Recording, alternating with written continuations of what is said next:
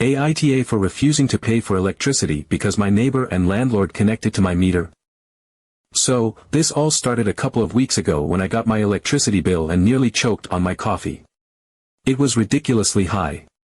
I mean, I knew energy prices had gone up, but this was beyond anything I had expected. I live alone in a small one-bedroom apartment.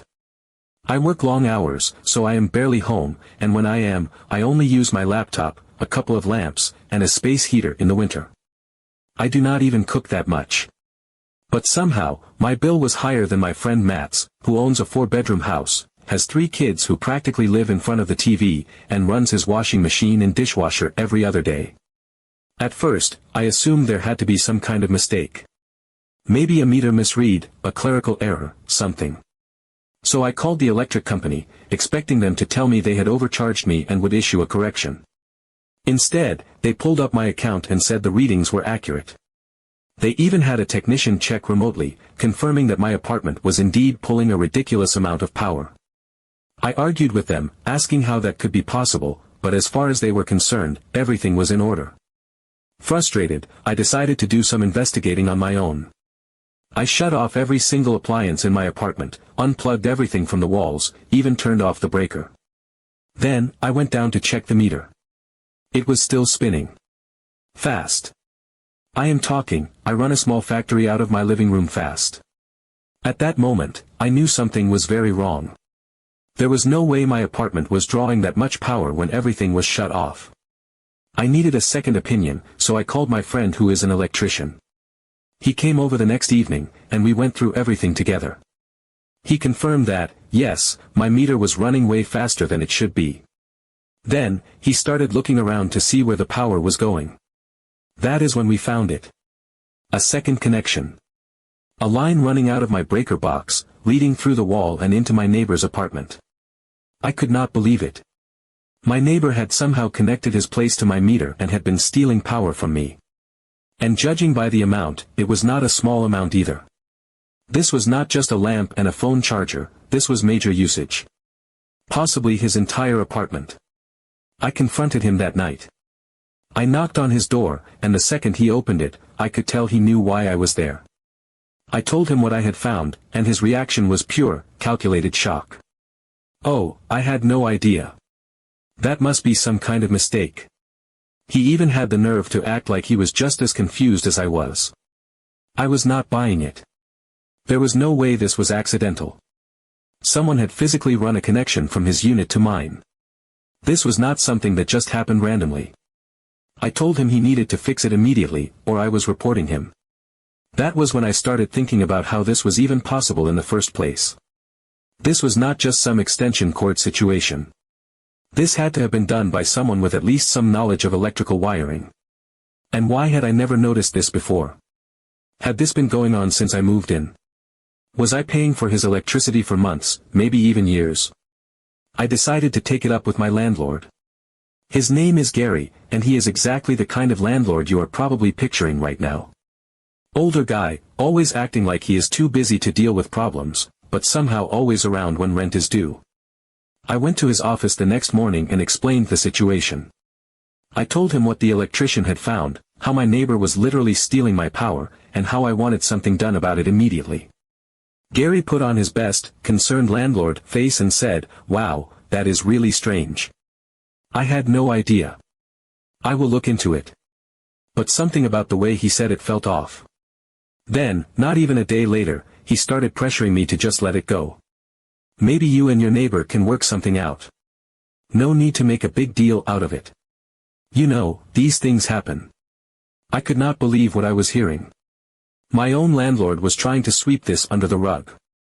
That is when I knew something was really wrong. I told him no. There was no way I was just letting this go. I had already been overcharged hundreds of dollars, maybe more. I was not paying for someone else's power, and I was not going to just work it out with the guy who had literally been robbing me.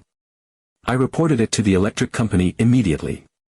That was when things got even weirder. The second I made the report, my family, yes, my own family, started calling me, telling me I was overreacting. My mom, my uncle, even my cousin, who I barely talked to, all had something to say. It is just a few extra dollars. You are making a big deal out of nothing. You are putting your housing at risk. Are you sure you did not just read it wrong? I was pissed. Here I was, literally getting stolen from, and instead of people having my back, they were acting like I was the problem. But I knew I was right.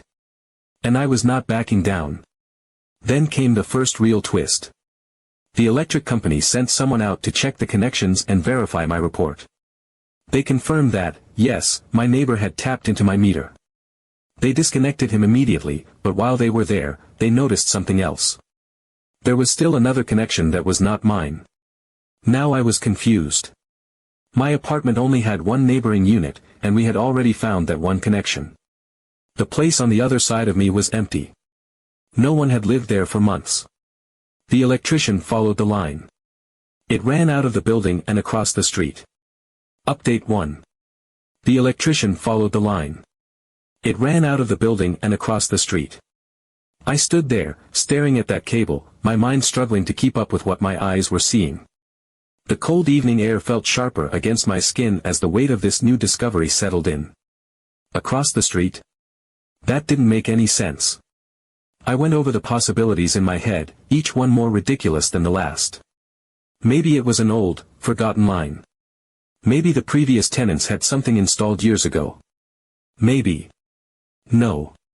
There was no maybe. This was live. This was active. That line was still draining power, my power, and it was leading away from my apartment like a lifeline feeding some unseen parasite. I started following it, step by step, my heartbeat thudding in my ears. The buildings on this block were mostly businesses, a laundromat, a cafe, a few small shops.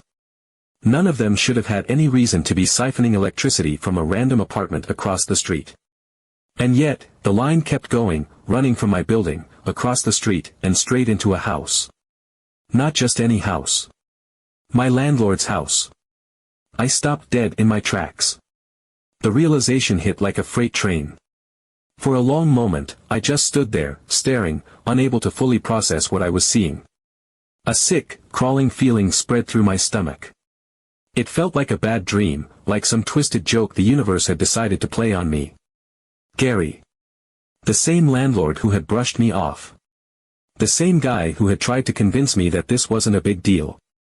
The same guy who had practically begged me to just let it go. I could feel my pulse in my fingertips.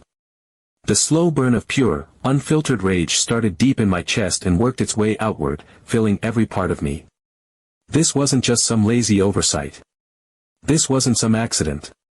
This was deliberate. Gary had been living his entire life on my dime. Every light in his house, every appliance, every warm shower, every movie night on what was probably a giant, high-definition TV, all of it had been powered by me. His big-screen TV. His dishwasher. His laundry. His refrigerator. His heating and cooling. For how long? Months? Years?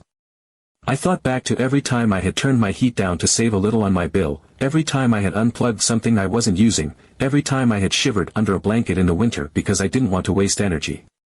Meanwhile, this man was living like a king on my money. That was when I snapped. I didn't hesitate. I didn't stop to think. I called the power company again, my fingers shaking with pure adrenaline. This wasn't just some shady neighbor skimming a little power. This was major. I gave them everything, the photos, the meter readings, the electrician's findings. But I didn't stop there. I filed a formal complaint with the city. I was done. No more being patient. No more back and forth. No more waiting around for someone else to handle it. I was taking control of this situation, and I was making sure everyone knew exactly what Gary had been doing. But I wasn't finished. Because I wanted to see the look on his face when I told him. I marched straight to his office, the anger bubbling inside me so strong I could taste it. I threw open the door, and the second he saw me, I knew. He knew. I laid it all out in front of him.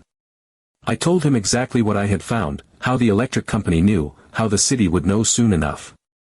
I told him that if he didn't fix this immediately, I was taking legal action. And that was when the real fun began. First, he tried to act confused. Like this was some big misunderstanding, some clerical error. He had the nerve to sit there, rubbing his chin, pretending to think, as if an entire house could just magically connect to a tenant's meter without anyone knowing. Oh wow, I had no idea. That's crazy, man. Must have been some mix-up with the wiring. I wasn't buying it. Then, he switched tactics. Guilt.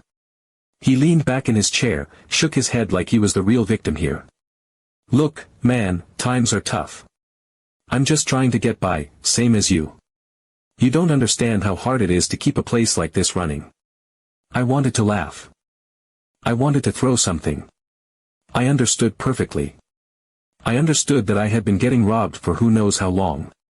While I was worried about my bill, he was living his best life, completely free. When guilt didn't work, he got angry. The mask slipped. He leaned forward, his voice dropping lower, more dangerous. You're making a big mistake. You keep pushing this, you're gonna regret it. That was when he played his final card, the eviction threat. He sat back, arms crossed, like he had already won. You're causing trouble. Stirring up unnecessary problems. If you don't let this go, I'm gonna have to ask you to leave. The thing is, he couldn't do a damn thing. I had everything in writing. I had documentation. I had a formal complaint filed. I had an open case with the city. Even if he tried to evict me, it would be straight-up retaliation. Illegal. And that was when something happened that I wasn't expecting. Because the electric company, they took this very seriously. This wasn't just about my bill anymore. What Gary had done wasn't just shady or unethical, it was straight-up fraud. Utility theft is a crime. And, because of how far this had gone, the power company wasn't just going to cut him off. They were going to press charges. Then came the second twist. Update 2. The city inspector came out. I knew things were bad, but I didn't know just how bad until I watched him walk through my building, his face growing more and more serious with every step. He wasn't just here for the stolen electricity anymore. This had escalated into something much bigger. The moment he stepped inside, it was like watching a professional crime scene investigator, except instead of blood and fingerprints, he was cataloging every single violation in the building. Gary wasn't just a slumlord. He was operating an entirely illegal rental property. I don't mean, oh, there are some zoning issues. I mean this building was never supposed to be rented out in the first place. No proper permits. No adherence to housing codes. No legal right to have tenants living here at all. The inspector went room by room, checking the wiring, the insulation, the structure itself. It didn't take him long to find problem after problem. There was improper wiring throughout the building, which explained why it was so easy for Gary to reroute electricity to his own house. It wasn't just me, every apartment was at risk. The breaker boxes were a mess of tangled, overloaded circuits, and the insulation in the walls was either non-existent or so poorly installed that it might as well have been an old blanket stuffed inside. Then came the real kicker, he had no permits for anything. Not the electrical work, not the plumbing, not even the original conversion that turned this place into rental units. It was never supposed to be divided up into separate apartments. It had no official records as a multifamily property. As far as the city was concerned, it was still a single structure, never approved for occupancy in the way Gary had set it up. He had been illegally renting out apartments for years. This wasn't just a case of shady landlord behavior. This was full-blown fraud. The inspector wasted no time. He started taking photos, filling out paperwork, and making phone calls. It was clear that this wasn't something that was going to get brushed under the rug.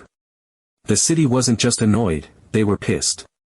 Gary had been collecting rent for years without paying the proper taxes, without following any safety regulations, without even filing a single legal document to register the building as multi-unit housing.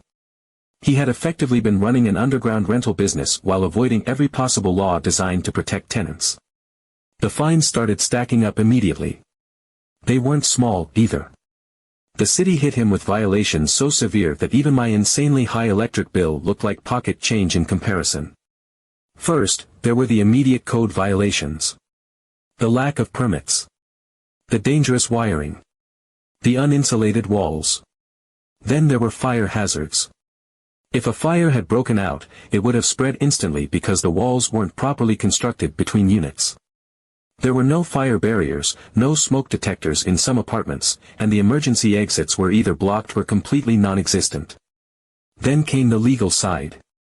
The city started digging into his records, and things only got worse. He had no rental licenses. No proof of inspections. No history of compliance with basic housing laws. He had somehow been getting away with this for years, flying under the radar, renting out an illegal property while pocketing tens of thousands of dollars in rent money. And now? Now he was completely screwed. The moment the city got involved, Gary's whole operation started collapsing. The fines were so outrageous that even if he liquidated every asset he had, he still wouldn't be able to cover them all. The city didn't just fine him, they put him on the fast track for legal action. He was looking at tens of thousands of dollars in penalties before even getting to the fact that he had stolen electricity and committed utility fraud. By this point, word had spread. The other tenants in the building, people who had lived their way longer than me, started coming forward with their own horror stories. Leaks that never got fixed. Broken heaters in the winter. Mold growing in the walls. One guy had a ceiling cave in from water damage, and instead of repairing it properly, Gary just stapled a plastic sheet over the hole and called it a day. The city was not happy. And neither were his other tenants. Some of them had been paying higher rents than legal because Gary had lied about the place being registered. Some had been forced to live in unsafe conditions because he refused to fix anything properly. Now that they knew the truth, they started lawyering up. Gary, who had spent so much effort trying to convince me that this was no big deal, was now facing multiple lawsuits, thousands of dollars in fines, and possible criminal charges.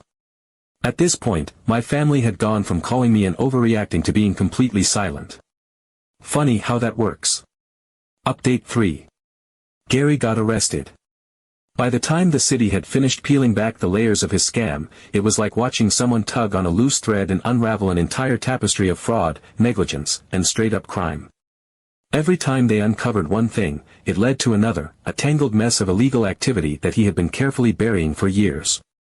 It turned out the illegal rentals and the electricity theft were just the tip of the iceberg. Once the city started digging into his records, they found more. At first, they focused on the most obvious violations, the illegal wiring, the lack of permits, the dangerous living conditions he had forced tenants to endure. That alone was enough to bury him under a mountain of fines and legal trouble. But then they started combing through his financials, looking for any signs of misreporting, and that was when they hit the motherlode. Gary had been collecting government benefits for what he claimed was a low-income household. A household that, of course, was powered by my meter. For years, he had been feeding off public assistance, presenting himself as struggling to make ends meet while simultaneously raking in full-price rent from multiple tenants in a building that technically wasn't even supposed to exist. He had been applying for subsidies, tax breaks, and utility assistance programs designed to help people in actual financial distress, all while running a completely illegal rental operation. The same guy who told me times were tough and that I should just let things go had been lying to the government to get financial aid while stealing electricity from me. The sheer audacity of it was almost impressive. It was one thing to be a slumlord. It was one thing to be a scammer. But to do both at the same time, while lying to both his tenants and the government, was another level of shameless. He wasn't just stealing from me, he was stealing from everyone. When the fraud investigators got involved, things escalated fast. This wasn't just about unpaid fines or unpermitted renovations anymore. This was serious criminal activity. The city had already built a strong case against him, but now, with the fraud charges stacking up, his entire financial existence was about to be torn apart. His accounts were audited, his previous tax filings scrutinized, his government benefit applications pulled up and reviewed line by line. It turned out that none of this was new for him. He had been pulling stunts like this for years, hopping from loophole to loophole, dodging inspections, avoiding fines by changing mailing addresses, even registering properties under different names to avoid being tracked. He had multiple outstanding violations in other places, unresolved complaints from former tenants, and more than a few angry landlords, contractors, and city officials who had been waiting for him to finally go down. Between the city fines, the fraud investigation, and the now multiple lawsuits from tenants who had been living in unsafe conditions, it was only a matter of time before law enforcement stepped in. The day Gary got arrested, I didn't see it happen in person, but I heard about it immediately. The other tenants were practically buzzing with excitement, spreading the news like wildfire. The cops showed up at his house, the same house he had powered on my dime, and hauled him out in cuffs. One of the tenants actually managed to take a blurry phone video from across the street. The sight of him standing there, hands behind his back, being shoved into the back of a police car. Chef's kiss. Turns out the fraud charges alone were enough to land him in serious trouble. But when you added in utility theft, illegal rentals, tax evasion, and the landlord-tenant violations, he wasn't just in trouble. He was screwed. Meanwhile, I suddenly found myself in an unexpected position, a victim of fraud. I had been unknowingly paying for someone else's utilities, living in an unregistered, unsafe apartment, and financially harmed as a result. The city wasn't just shutting Gary down, they were making sure that the people affected weren't left stranded. Since my rental agreement had technically been void the entire time, I had been residing in a fraudulent lease, which meant I was legally entitled to compensation and assistance. I was relocated, by the city, to a much better apartment. A real one. One that was actually up to code. One with legitimate insulation, proper wiring, and a landlord who wasn't a cartoon villain siphoning off electricity like some 1920s grifter. The city even assisted me with the transition, covering part of my move-in costs because, legally, I had been a tenant in an unlivable situation.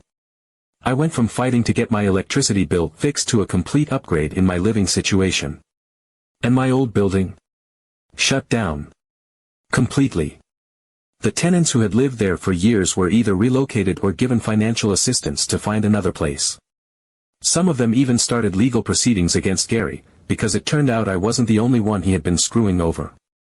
Some of them had been paying higher rents than legal, some had been denied basic repairs, and some had been forced to live in dangerous conditions while Gary ignored them. Now that the truth was out, they weren't about to let him get away with it. And my family? The same people who had spent weeks telling me I was overreacting, causing trouble, making a big deal out of nothing. Now they were saying things like, "Wow, good thing you caught that," and acting as if they hadn't been calling me dramatic just a week ago.